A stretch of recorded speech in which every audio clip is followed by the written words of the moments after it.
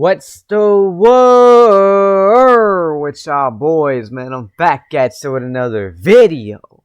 Today, reckon two YouTubers sued for $1 million for this prank. Damn. Let's get straight to it, man. Sued by In-N-Out for millions of dollars after harassing customers for content. And I mean, it's safe to say we have reached new levels of stupidity with how dumb of a prank this is, because it is just begging for a lawsuit. What the f is this, bro? Oh my gosh. Is that a condom? I start chewing and I'm thinking it's like a piece of lettuce, and I hope you're not gonna give him a condom sandwich, because that's not okay. Would you like a condom with your order, sir? Come on, bro. It's not funny. It's not funny. I literally bit into that. Like, I think I have a piece stuck in my... You see it right here? Here, do it again. What were they thinking with this? Now, obviously, I know the internet has a long history of awful and even harmful prank videos, but this one feels honestly uniquely stupid because, well, yes. But did he actually give random people a sandwich like that, bro? Or was it just a dude that was part of the video? Outcome is pretty devastating, you know, being sued for millions of dollars, but it's just kind of shocking in how insanely predictable this outcome was. But today we're talking about Brian Arnett, a YouTuber, prankster, and someone who thought impersonating fast food workers to harass customers would result in anything else but a massive lawsuit, especially when you're targeting In-N-Out, a chain known for being very protective with their brand, and they've also been known for suing YouTube creators in the past. Now, Brian has a lot of reach, having over 600,000 followers between YouTube and Instagram, but apparently with great reach comes great responsibility, especially when it comes to trying to make viral content. And Brian, I guess, is just the perfect example of what happens when you don't take that responsibility too seriously. So let's rewind to Easter Sunday of this year. Brian and his friends, they had this idea to make a video of them pranking an In-N-Out customer. Brian would dress up as an employee while his friends filmed and occasionally jumped into roleplay as other customers, doing things like picking fights or pretending to find bugs in their food, all in front of real paying customers. Now, if you aren't aware, In-N-Out is open every day of the year except for Thanksgiving, Christmas, and Easter. So by going on Easter, Brian knew that there would be no actual employees around to interfere with him. So essentially, he could make it look like it was open and no one would stop him from doing this prank. So he actually managed to get... Wait, people actually came in during a Easter? Real set of customers coming in thinking they could actually get burgers even though they were closed. So it's pretty clear that Brian put a lot of thought into the setup of this video, and it's even more clear that that's about where the thinking stopped, because this alone is enough to result into a lawsuit, clearly, as I it ain't has. gonna lie. It's dumb, but it's smart as well, bro. I can't lie. The fact that he knew that shit and planned it in a way to make it look like it was open. And he hasn't even done anything yet, which, by the way, he does a lot. So this video was uploaded to Brian's channel on April 25th. Eventually, In-N-Out became aware of it, and on May 2nd, they sent Brian a cease and desist, asking him to delete the video. Now, obviously, I wouldn't be making this video if Brian just complied and deleted it. Instead, Brian made this video unlisted. And there's one crucial difference between unlisting and deleting a video. Deleted videos cannot be viewed, but unlisted videos, however, can be. All you need is the link. And that's pretty huge, because from the legal standpoint, it shows that Arnett didn't comply with In-N-Out's cease and desist. They told him back in May to take it all down. Instead, he left it up. But also, huge shout out to 15 Minutes of Shame, who actually found the link of this unlisted video, because it was actually someone in his comments section that raised the flag about this. So leaving it up, even if it's hidden, it can still be seen by the court as willful defiance. And that can often lead to higher damages, especially in trademark and defamation cases. Basically, he didn't just ignore In-N-Out. He thought that he could outsmart them, and now that footage might end up being the most damning piece of evidence in the entire case. My ex-girlfriend used to order that. I knew it. She loved it. Yeah, the feels like she cheated on me with my dad. Oh, dude. Yeah. Sorry. It's just... That's like, holy Yeah, no, my bad. Just, this thing's a little deep. Everything reminds me of my bad. Can I get another number one, large, no onions with chopped peppers inside? She would get the peppers too. No way, bro. This poor guy having one of the most awkward experiences of his entire life, and for what? Some cringe prank video? Like, I genuinely can't believe videos like this are still being made. Like, who is this even for? To another, he said the In-N-Out was only serving gay people today as well. And then another highlight, I guess, is he had his friend pretend there was a cockroach in the bag. Let me get a double, Brody, and then order fries. Boss man, hey, there was a cockroach in my bag, bro. A cockroach? Yeah, like what's going on here? I'm so sorry. We've had like a pretty bad cockroach Bro, problem this look week. at the- This is kind of Look what at I the was talking customer's about face, when I bro. said this feels special compared to other prank videos, because how do you even think that this wouldn't get you sued? And then to make things worse, later on he showed up and said, hey, we got a condom in our food. He also said that he found a condom. What the f, bro? I was eating my fries and I took a bite of the burger and I felt something like rubbery.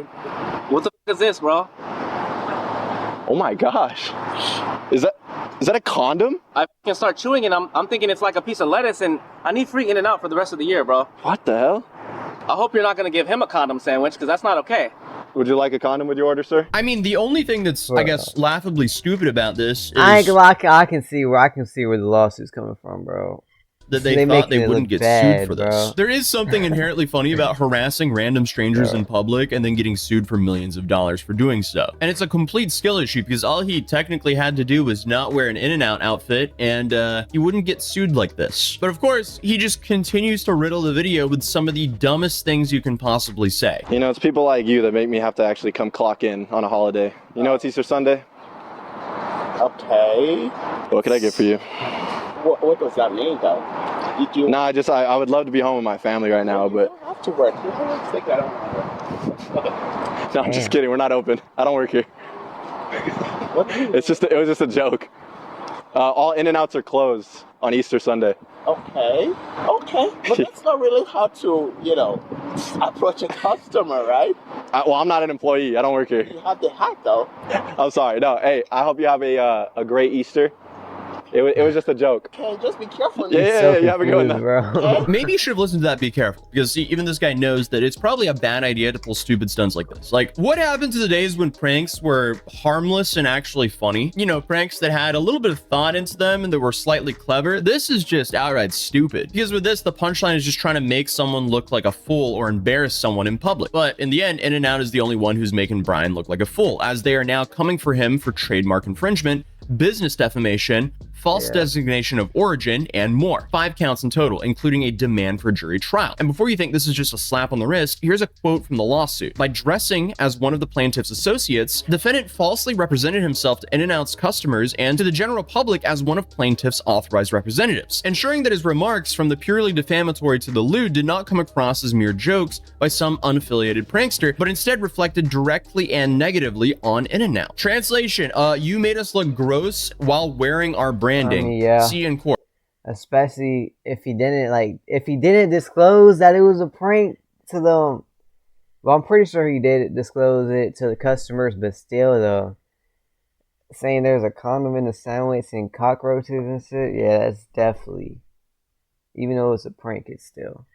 Then you have Arnie Winsiger, who is the chief legal and business officer for In-N-Out Burger, said, for over 7 decades, we've worked hard to create a welcoming and enjoyable experience for every customer who visit us. Recently, we have seen an increase in online media personalities who have chosen to play pranks or practical jokes that are designed to embarrass, humiliate, or upset our customers, their families, and our associates. These individuals have engaged in behavior that includes deception, trespassing, lewdness, and other actions that have been posted on social media for their personal and monetary gain at the expense of our customers and the In-N-Out Burger brand. By filing this lawsuit, we're putting all such individuals on notice that In-N-Out Burger will aggressively pursue all legal rights against these individuals going forward. So essentially, they effed around and now they're in the find out part of the journey. So she literally said that this lawsuit isn't just coming for Brian, but also to send a message to everyone else like him. They're using Brian as the person who did this, and they're going to say, hey, we're going to really make an example out of this guy so no one else does this, which is just absolute insane. It's safe to say that this dude really just went up and punted a hornet's nest with this one. But how did Brian respond to this very serious lawsuit? Did he lawyer up, release an apology, try to settle? Nah, he posted another video from his car while eating In-N-Out and a now privated response video. This dude went on to say, I'm not going to sit here and act surprised. When I found out and I filmed the video, I kind of knew what kind of waters I was stepping into. I don't know how stupid you could possibly be, but then he says something even more stupid. I was aware of what I was getting into. I knew I was teetering the line a little bit, pushing my luck. And at the end of the day, I'm a grown-ass man. I understand your actions have consequences, so I'm not surprised. And just so we're clear, this isn't me admitting guilt or everything I'm reading, but if you saw the video, you saw the video. Dude, I'm pretty sure that you just admitted that this whole thing wasn't an accident. This wasn't a misunderstanding. That is basically the worst thing you could ever say after you've been sued for millions of dollars. Who in their right mind would not try to lawyer up and find some sort of settlement here? Because that, dude, you are so clearly in the wrong here. All he can really do at this point is pray. Man. So now, obviously, he's looking at a massive lawsuit plus a lifetime ban from all 400 In-N-Out locations. Then on top of that, they're also seeking all profits from the video and financial damages proven at trial. So keep in mind, this all could have been avoided if Brian just had listened to the original cease and desist by deleting the videos, destroying the props, and just moving on with his life. Instead, he just left the video unlisted like a complete moron. Yeah, I'm just shocked that he unlisted it. If he would have listened to the cease and desist, bro, he wouldn't be losing any of this money. That's tough, only as well, because obviously the lawyers have the link to that video. So if he unlists it, they can still see it because they have the link. Like, this is so stupid. And of course, on top of all this, they're also seeking punitive damages for damaging the brand's image. And since they're trying to go to trial with this, they could argue that all kinds of potential damages were received from this video. And as I mentioned earlier, they're not suing for one thing. They're suing for federal trademark infringement, false designation of origin, disparagement, business defamation, and trespassing. Each of those can carry their own statutory or actual damages. And when you combine all of those, you can easily end up in the 7-figure territory. Also, since he ignored the cease and desist and even posted a video eating In-N-Out while mocking the lawsuit, I mean, that level of defiance often leads to the courts awarding higher damages to punish this behavior, because clearly he doesn't care. So if they win, the court could easily award hundreds of thousands to millions of dollars in damages, especially if they can prove the video. Does he got millions of dollars though? I know that YouTube money hit different, but $1 million video caused reputational or financial. And it not be like, shit, I know, shit, that hurt for anybody, but I know for sure harm. It's gonna hurt him a lot. They've been here before. In a 2017 case, they actually sued a prankster who walked into the restaurants pretending to be the CEO. Online prankster is targeting In-N-Out Burger. And now In-N-Out is fighting back by taking legal action. KCAL9's Rachel Kim is live in Van Nuys with reaction from customers about this prank. Rachel. Yeah, Elsa and Jeff, In-N-Out says when that prankster walked into this In-N-Out earlier this month and pretended to be their boss, well, it wasn't very funny. In fact, they're now fighting to keep this man away from all their restaurants, and they want him to pay up big time. That guy was named Cody. He made an employee prepare him burgers, told customers their food was garbage, and filmed the whole thing. In-N-Out sued him for $25,000 and gave him a restraining order. The same playbook. Moral of the story, they don't play around here. And Arnett isn't the only clown in this genre. And just to make things worse, he's already admitted guilt. Are you guys familiar with the secret menu? Oh. Like the TikTok hacks and all that? It's some new gen stuff. If you want, the doggy style fries are half off right now. What's doggy style? It's just, it's real messy, let's put it like that. There's a lot of things on there. You gonna try it? Yeah. Oh, hell no. He said, sure. What the hell?